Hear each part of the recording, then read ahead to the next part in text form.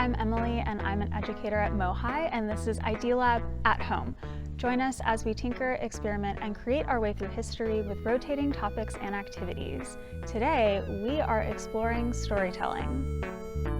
The Puget Sound region has inspired countless stories throughout history, both as a setting and as a place to write and share stories. As you first enter True Northwest, the Seattle journey, you are greeted by artist, storyteller, and educator Roger Fernandez of the Lower Elwha Clallam tribe.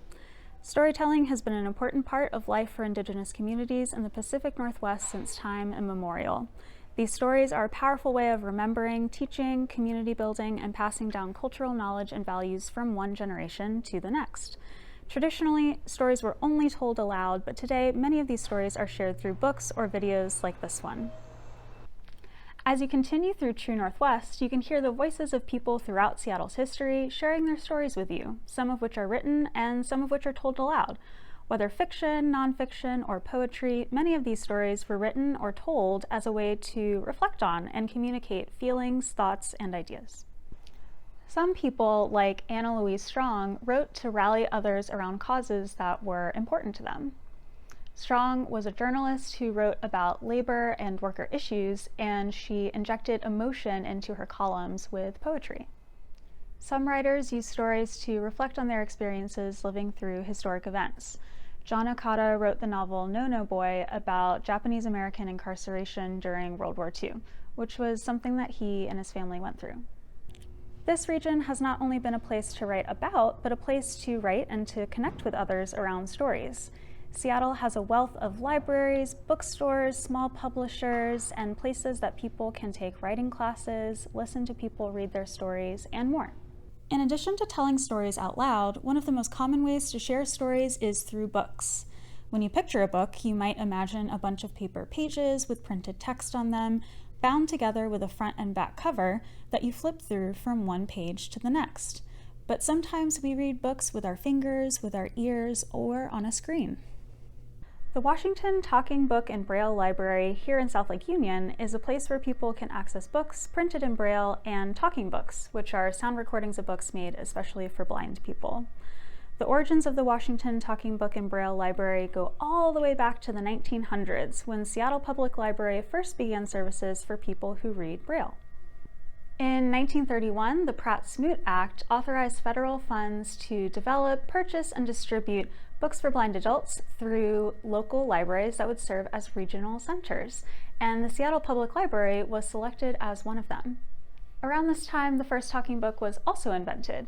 It played recordings of books on special phonograph records, and the playback machines were shipped to borrowers free of charge. The talking books were very popular because its users didn't have to learn a new alphabet. In more recent history, Amazon developed the Kindle, which launched in 2007. While not the first e-reader, it is the first widely successful one. It stores multiple books on a portable device and uses existing screen technology called e-ink, which is much easier on the eyes than a lit-up screen. The first Kindle was designed to kind of feel a little bit like a paperback book. We can see that it's a bit thicker, it also has some weight to it, and also it has these really nice tapered edges that kind of mirror what a book looks like when it is laying open. We've explored different forms that books can take. How many different ways do you think you can make a book out of a single sheet of paper? We're going to show you 3. To make your books, you will need the following things. For every book, you will need a sheet of paper. For some, you'll need a pair of scissors. And for all of them, you will need something to write or draw with, like pencils, markers, or pens. The first type of book we'll make is a pamphlet. A pamphlet is a type of unbound book, meaning it's made without sewing, stapling, or gluing, and it's made from a single sheet of paper folded in halves, thirds, or fourths. The simplest way to make a pamphlet is to take a piece of paper and fold it in half, which you can do along the short edge or the long edge.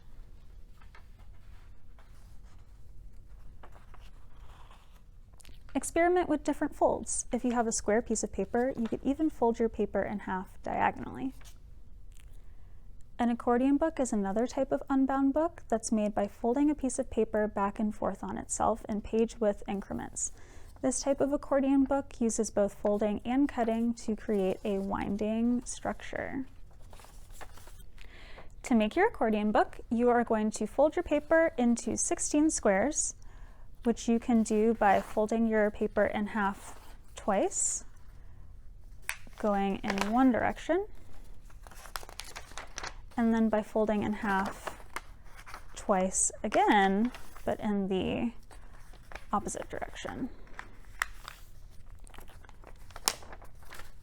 Then you're going to cut along each of the 3 horizontal fold lines, going in alternating directions across 3 of the squares.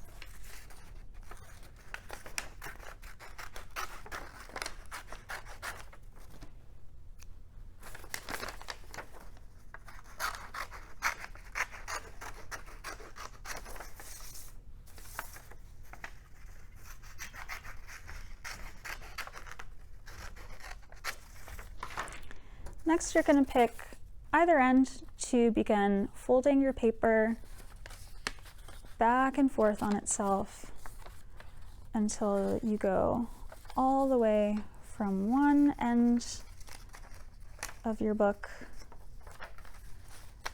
to the other.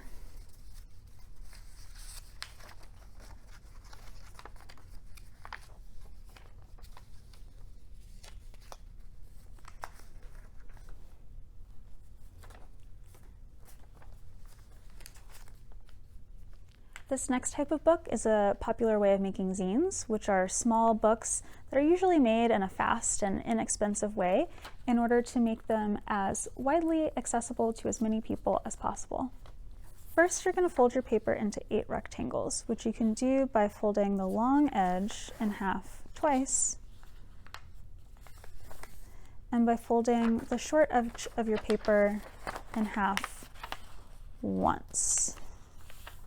When you open your paper back up, you're going to fold your paper in half along the long edge so you can see your 4 squares in a 2x2 rectangle, not so that they're all in a row. Fold it like this. Then you're going to cut along the folded edge halfway across the page, along that middle horizontal line. Open your paper back up and fold it in half the other way. So now you have your 4 rectangles in a row. Holding the paper from both ends, you're going to push the 2 ends together until they meet in the middle, and then you're going to pick 2 of the leaves to wrap around and become the covers of your book. These are all very different types of books.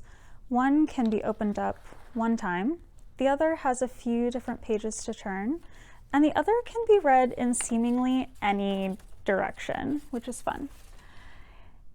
What does each form inspire you to do? Each MOHAI educator took one of these books and filled it using the MOHAI galleries as their inspiration. Let's see what they came up with. I made a pamphlet about my visit to MOHAI, and I really liked that you could see all of it at once when you open it up, so I made a really big story and drew really big artifacts on the inside. Hey there, my name's Daniel, and for my one-sheet accordion book, I chose to write a story called Many Ways to MOHAI about how to get to our museum that reveals new pictures as you unfold the story and tell it to your audience. Hi, I'm Jerica, and this is my single sheet zine. I chose to do my story about the Seattle Mariners because we have a really cool exhibit space here about them up in World City on our 2nd floor. I chose to tell my story with words because these pages are a little small for art, but they're great for fitting lots of interesting facts. You can locate the activity instructions below or on our website at mohai.org/education. You can also explore Seattle's storytelling and writing history with our online collection at mohai.org/collections. Thanks for watching.